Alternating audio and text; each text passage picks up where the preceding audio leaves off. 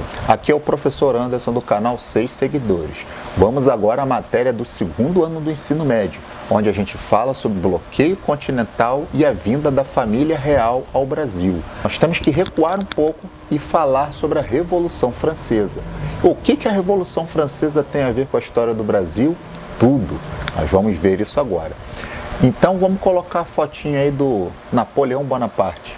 Napoleão Bonaparte foi o camarada que foi alçado ao poder na França, fez com que a França se tornasse uma máquina militar, uma máquina de dominação imperial que durou algum tempo, chegou a dominar praticamente toda a Europa e, de alguma forma, fez com que o Império Francês, que depois se tornou República, conseguisse expandir os seus domínios. Um pouquinho da realidade da França naquela época.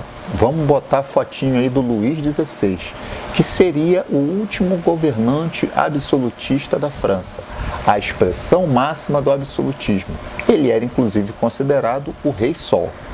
Só para vocês terem uma ideia, nessa Assembleia Nacional Constituinte, ao início da Revolução Francesa, o que foi a Revolução Francesa? Foi uma revolução de origem burguesa, que fez com que a burguesia, que tinha poder econômico, mas não alçava os altos cargos na França à época, porque quem dominava todo o cenário político era o clero representado pela Igreja Católica, mais a nobreza representada pelo rei, e os nobres e toda a família real, fez com que essa burguesia conseguisse ascender ao poder. E ela, de alguma forma, se confrontou de frente com o absolutismo, em que você fez a Declaração dos Direitos do Homem e do Cidadão, que possibilitou o direito à igualdade política, igualdade jurídica, liberdade de culto. Você não precisava necessariamente estar totalmente fixado aos dogmas e às crenças da Igreja Católica, você poderia professar a religião que quisesse. E, de alguma forma, essa nova República Francesa, essa nova realidade, fez com que houvessem grandes mudanças e transformações na vida política francesa.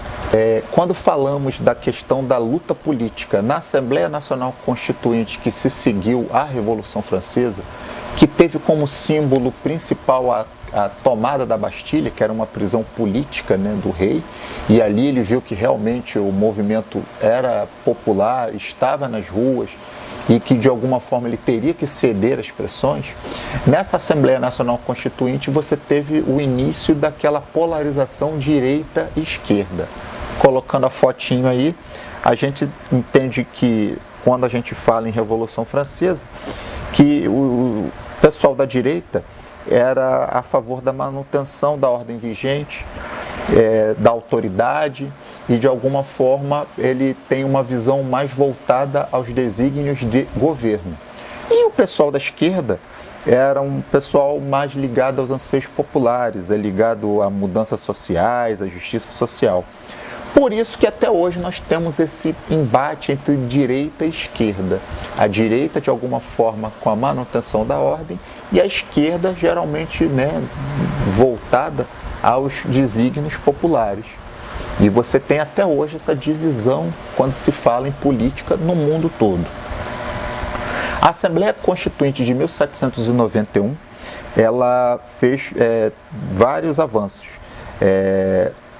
O fim da tortura, o fim dos dízimos, as terras do clero são confiscadas, os juízes passam a ser advogados formados e não mais amigos do rei, o clero ele funciona dentro do Estado e isso acaba enfurecendo as lideranças católicas.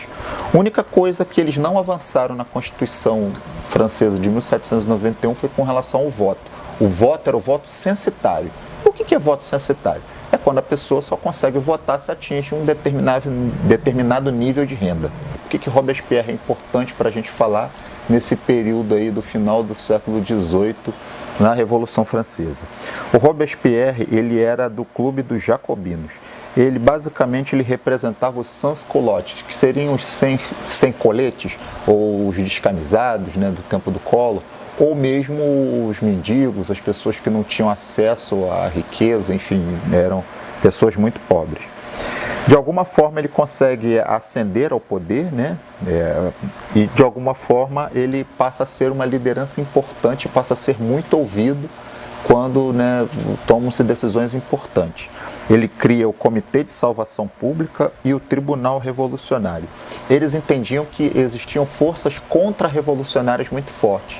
E esse Comitê de Salvação Pública e o Tribunal Revolucionário era uma forma de você contrapor, né, a todos que estivessem contra a Revolução. Instituiu o controle de preços, começou a perseguir a igreja e os monarquistas, que entendiam que eram inimigos da Revolução. Nesse período, que seria a fase da convenção, né, da política francesa, foram cerca de 40 mil execuções. E lá tivemos a invenção da guilhotina. Vamos colocar a fotinho da guilhotina aí. A guilhotina era um método de execução em que você simplesmente corta a cabeça da pessoa. E eles entendiam que era uma forma menos cruel de você executar as pessoas. Essa questão era tão importante que a guilhotina ela continuou funcionando na França até o ano de 1977.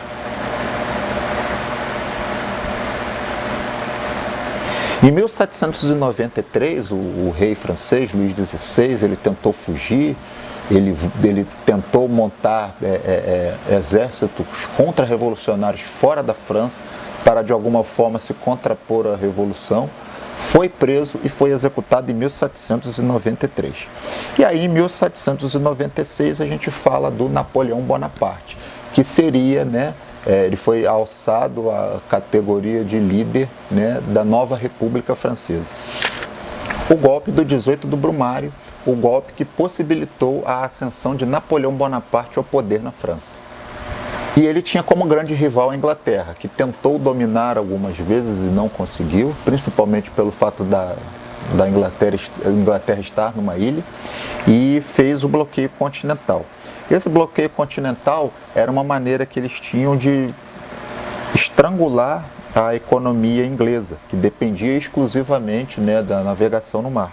Só que esse bloqueio continental acabou sendo tiro pela culatra, porque estimulou o contrabando, o desenvolvimento das colônias ultramarinas, ou seja, as colônias que ficavam além-mar, que seriam as colônias americanas. Espanha, Portugal e Inglaterra tinham colônias nas Américas, então esse bloqueio acabou estimulando o comércio dessas colônias indiretamente. Napoleão, quando percebeu que a Espanha não estava tomando as providências contra Portugal, que continuava fazendo transações comerciais, acabou em 1807 invadindo a Espanha. A partir do momento que invadiu a Espanha, automaticamente ele continuou sua caminhada até Portugal. O reino português, percebendo o perigo que isso poderia proporcionar, acabou com a sua esquadra, com vários navios, pegando todo o reino português e indo para a sua principal colônia na América, que era o Brasil. O reino português chega no Brasil em 1808 e decreta a abertura dos portos brasileiros às nações amigas. Na verdade, boa parte das transações passaram a ser feitas com a Inglaterra. Automaticamente, né, toda a economia que ficava centrada basicamente em Portugal passa a ter como centro econômico o próprio Brasil. Tanto para Napoleão, em 1812, ele tenta invadir a Rússia, ele não consegue por diversos fatores militares e climáticos, ele não consegue ocupar a Rússia e, de alguma forma, começa o início, né, do declínio do império, né, do governo de Napoleão. Em 1813 e 1814, a França é invadida, automaticamente Napoleão sai do poder, tenta retomar o poder e, de alguma forma, ele acaba perdendo esses combates e acaba sendo excluído de vez da política francesa. É isso aí, minha gente. Um abraço a todos, né? Terminando aí mais um vídeo, aí voltado para o pessoal do segundo ano, que a gente fala um pouquinho do bloqueio continental, né? A chegada da família real ao Brasil. Um abraço a todos.